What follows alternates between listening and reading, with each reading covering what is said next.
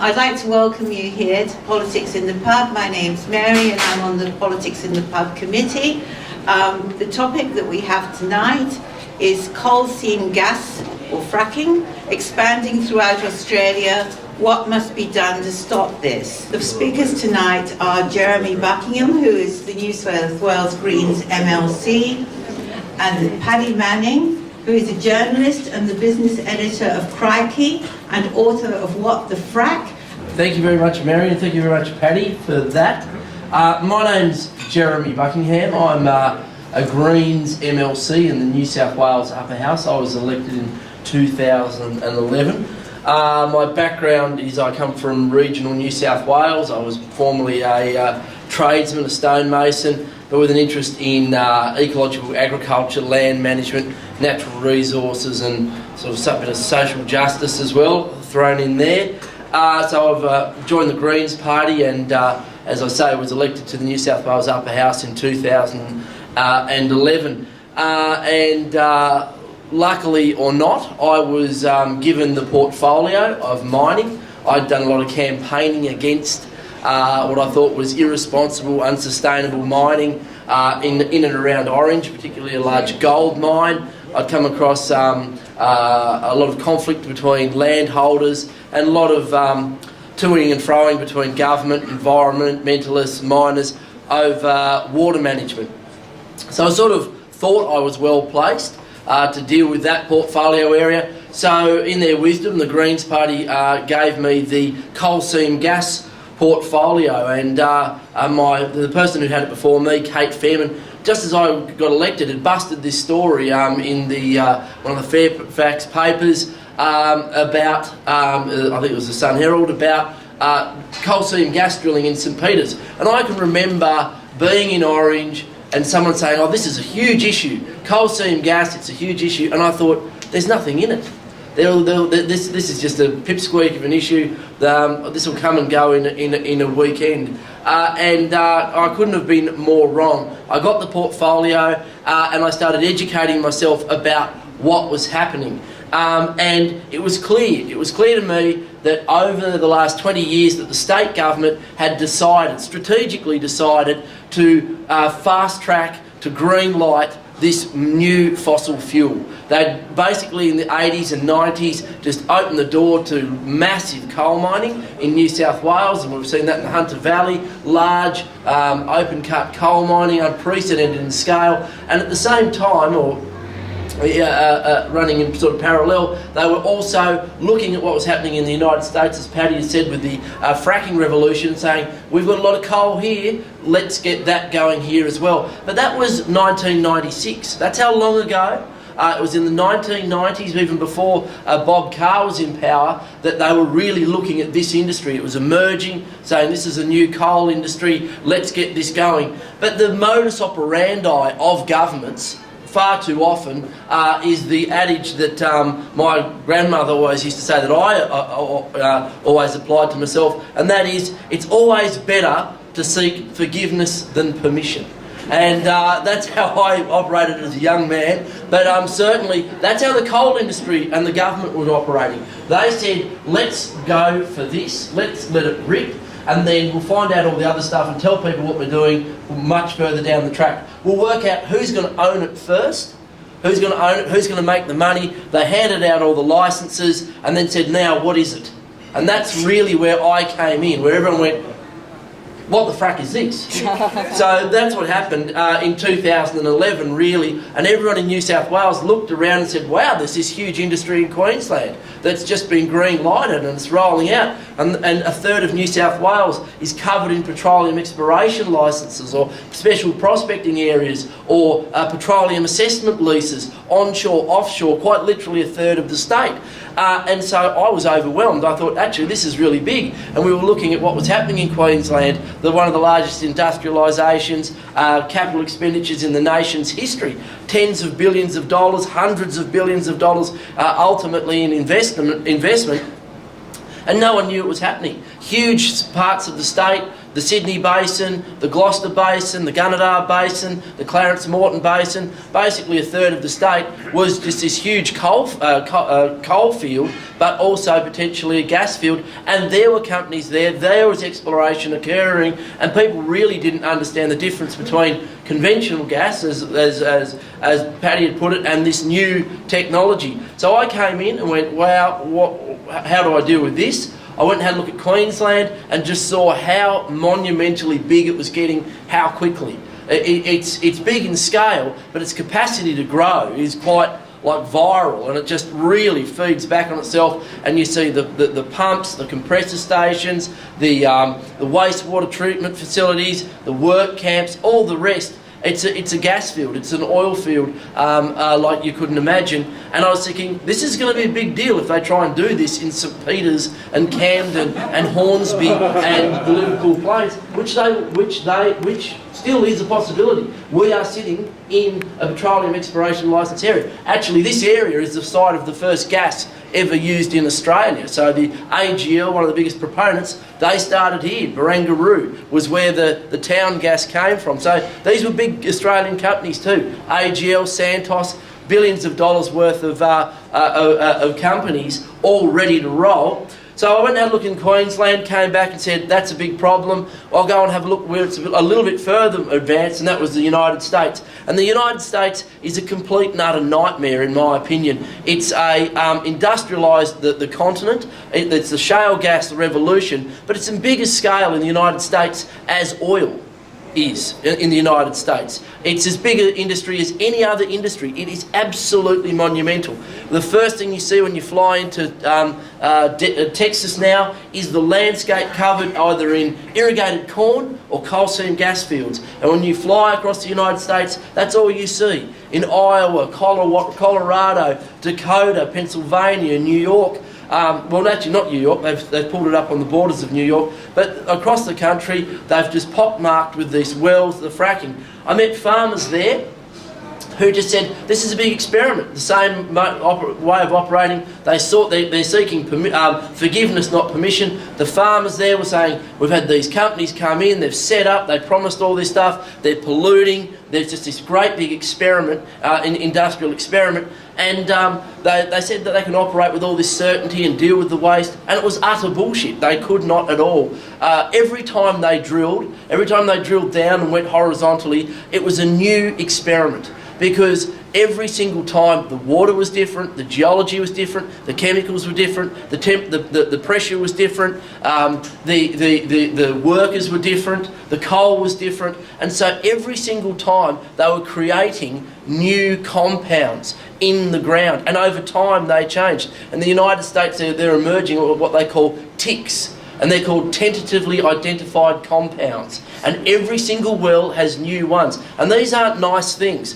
These is a mixture of all kinds of carcinogens, heavy metals and compounds that you do not want in your water supply. And they've mixed it all up, they've fracked it, they've created interconnectivity, and now it's moving through the system. They've brought it to the surface. And the whole business operated on the basis that it could externalise its waste. It just dumped its waste. In America they call it land farming, and in Queensland they call it land spreading. And it's come to you from the same people that invented, I think, light cigarettes and, you know, that sort of crap. And what they do is they pull the waste up and they just spray it into the countryside.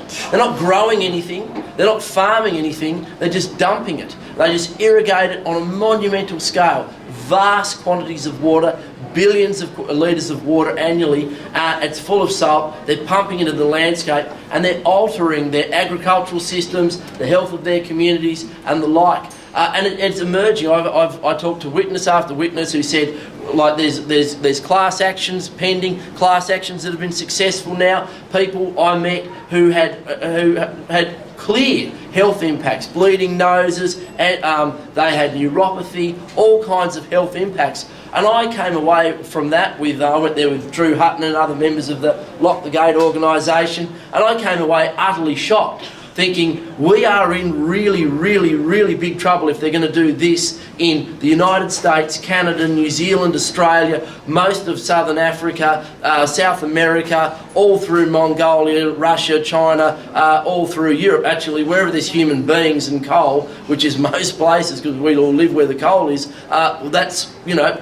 we're going to do this, and this will be the end. If we, and I'm certain, and other people are certain too about it, that if we let shale gas go, coal seam gas go at a time, and we fuel the next round of growth, the great industrial revolution, I suppose you'd call it, and the growth that's going to happen in India and China and South America on shale and coal seam gas, we can kiss our ass goodbye, because the climate is absolutely rooted. There's no two ways about it. We need to be really serious what's at risk here in our climate, because the fugitive emissions, when you see the infrastructure, it just rusts, falls apart. In America, they call the industry the rape, ruin and run industry. It comes in, sets up, it establishes, they promise the world. The gas produces 80% of its gas in the first 3 years. It dribbles away. The person who gets the gas well going steps out, sells off to someone off who just hives up a bit of profit,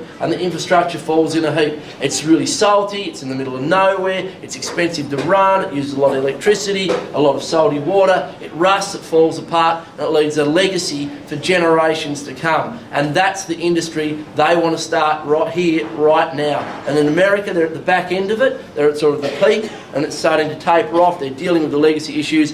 So I thought this would be a bit of an issue for here in Australia, and I thought it would be hard to convince people of it. But there's been another revolution, which has been the social media revolution. The information sharing revolution has been occurring in parallel with this, and everyone was informing themselves.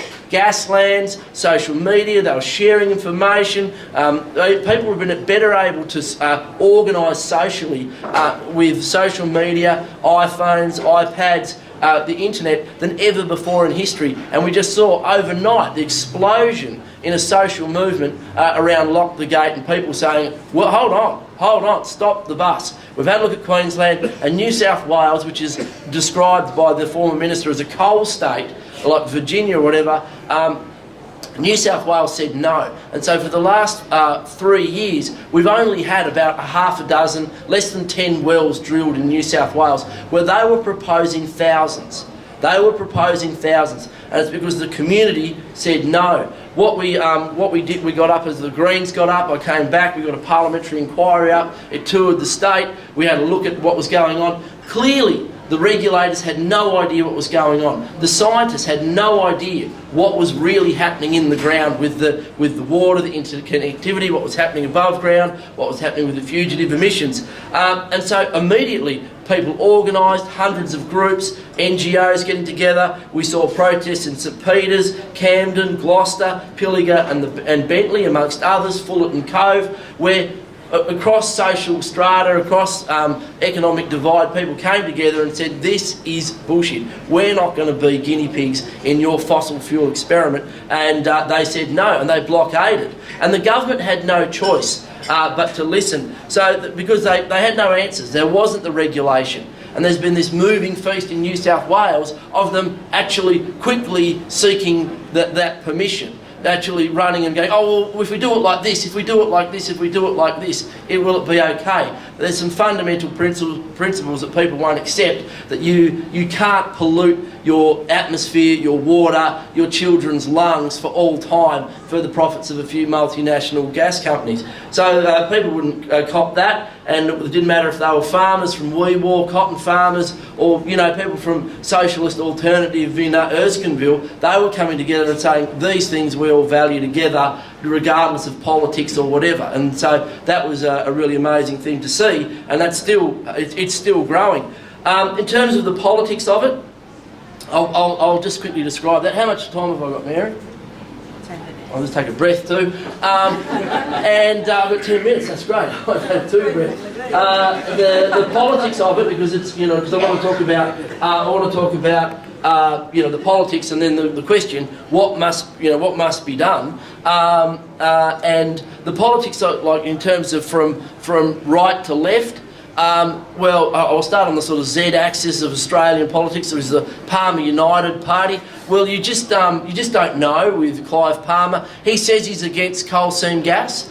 He's for coal, but they're just, you know, they really are quite deranged. They're not really connected to any sort of ideology or anything. I don't know what drives them. They're very powerful, but they're not going to be a big force in New South Wales because they've had electoral funding reform. They can't fund their party here. Clive Palmer just can't dump $1 million to fund the party here in New South Wales because the Greens, Lee Rhiannon and others campaigned so strongly for electoral funding reform. So we're not going to get them here in New South Wales, and most of the regulation is at a state level, and that's why New South Wales is important. The federal government just washes its hands, says it's planning that when we, you know, from federation onwards, the mineral wealth has always been handled by the states and owned and run by the states.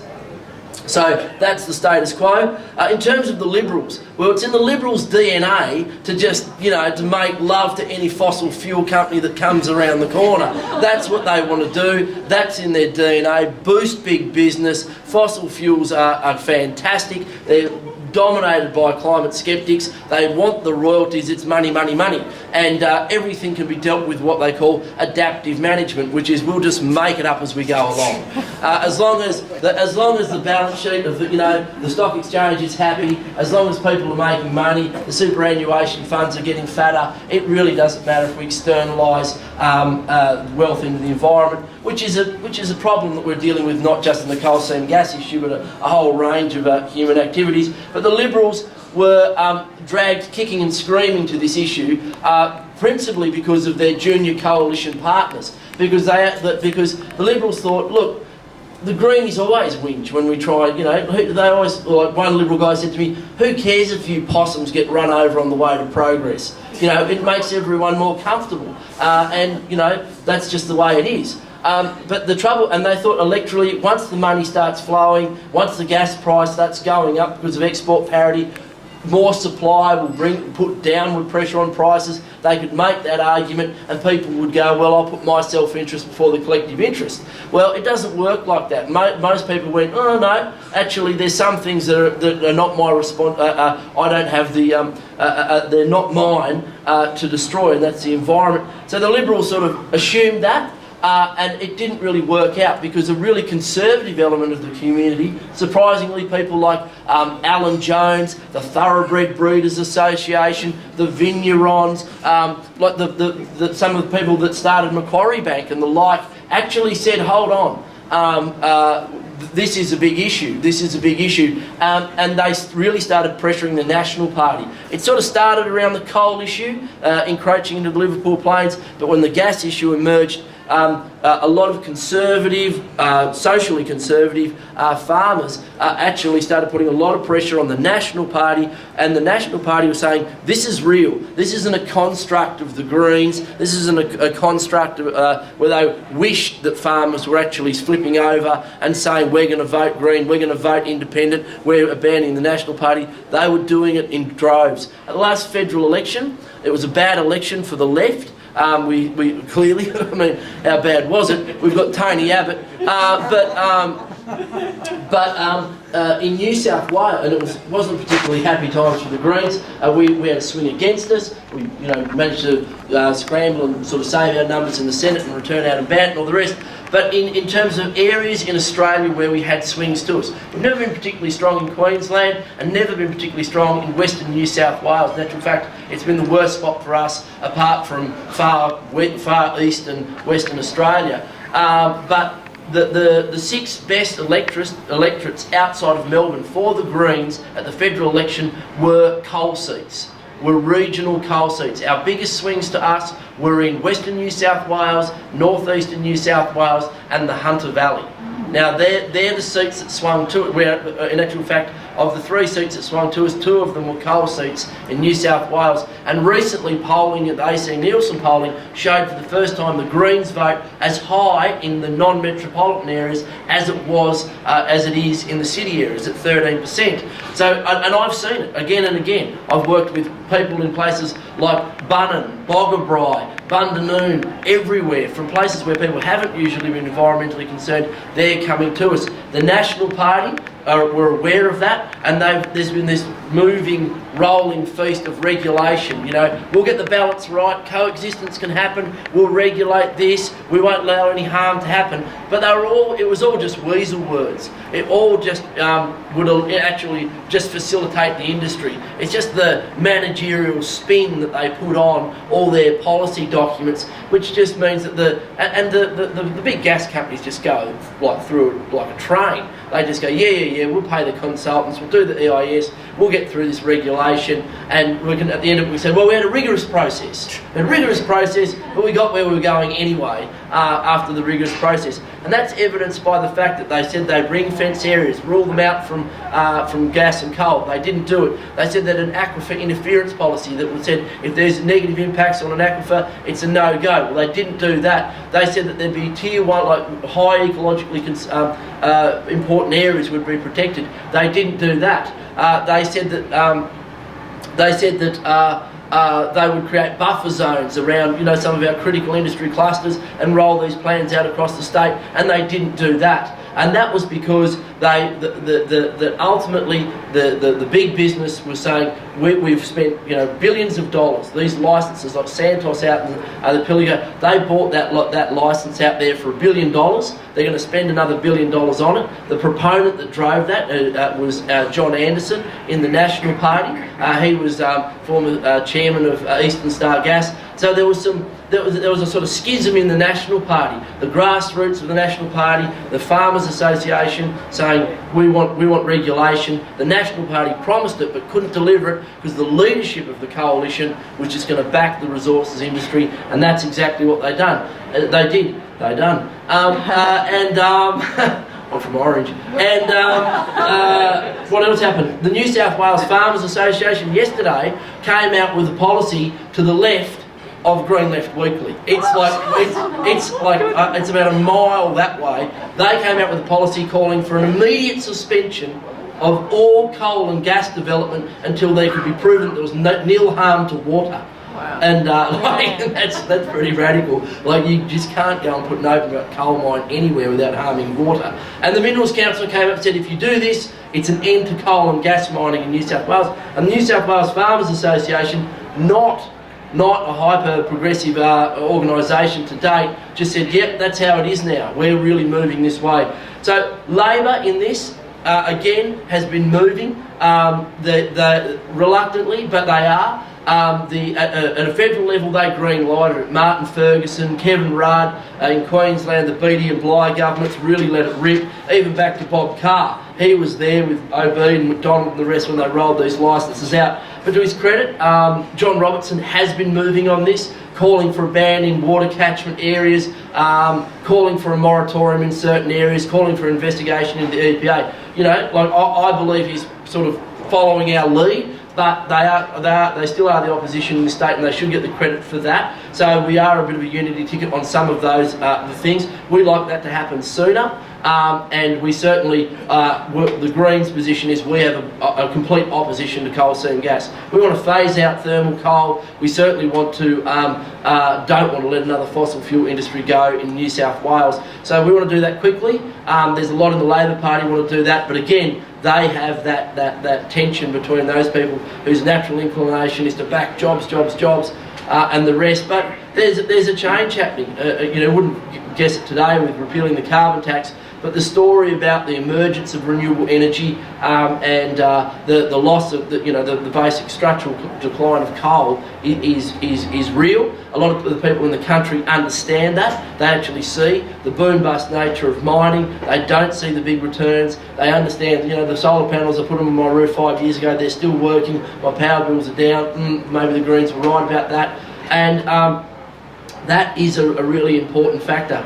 In terms of what must be done to stop it, it's regulation. As Greenpeace did with phasing out coal-fired power stations in the United States, we just need adequate triple bottom line regulation.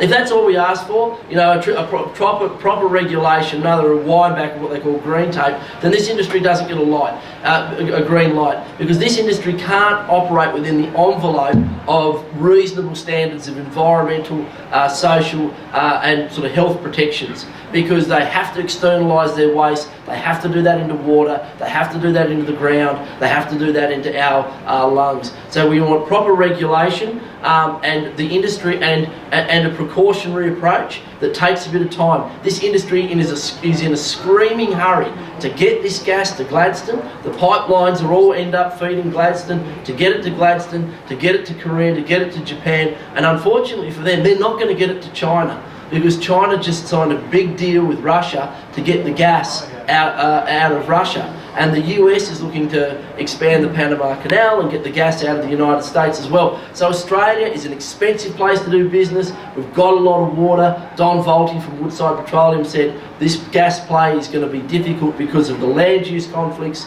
the cost to the environment, and also because there's all these other competitors in the market. So proper regulation, and with that, I think a slowdown of the industry delay will see it stop. But ultimately it'll be the economics that make it fall over. Australia's an expensive place for them to do business. My job's to make it more expensive.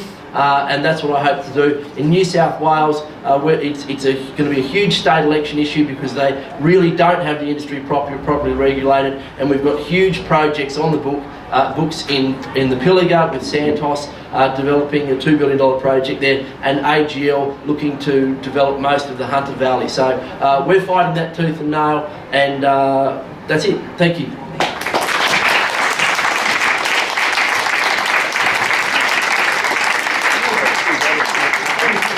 Okay, we have a